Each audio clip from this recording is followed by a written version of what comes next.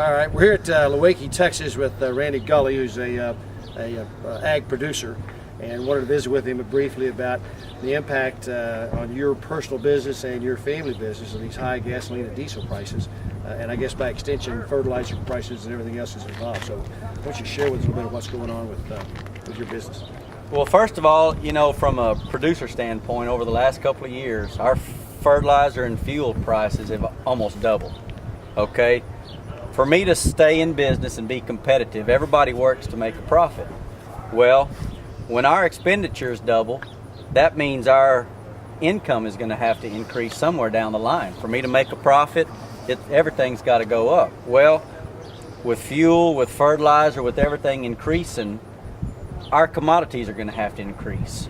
Well, the end result is the producer is going to have to pass that on to the consumer. So that consumer may not see it today, but a year from now, 6 months from now, they're going to see higher prices for the beef they eat, for their groceries in the store, for their clothes, for everything. Because for me as a producer, if I can't continue to make a profit, I won't be able to be in business. If I can't be in business, then who's going to feed the world?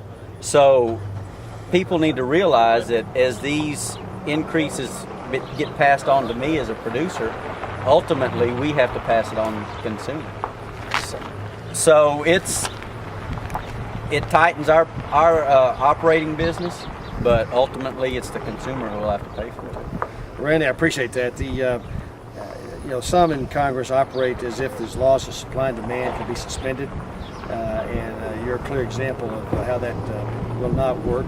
That if you're not able to supply whatever it is, food, fiber, into our system, then the existing demand is going to cause those prices of the folks who are still left in the system to go higher than they would have otherwise gone. Sure. So as we look at this energy policy, looking for solutions that allow us to solve today's problems, which are high energy prices today, but also looking 10, 15, 20, 25, 30 years down the road and how we solve those problems. So this transition period between where we are today and where we all would like to get to is important, and how we manage that, in my view, is important as well.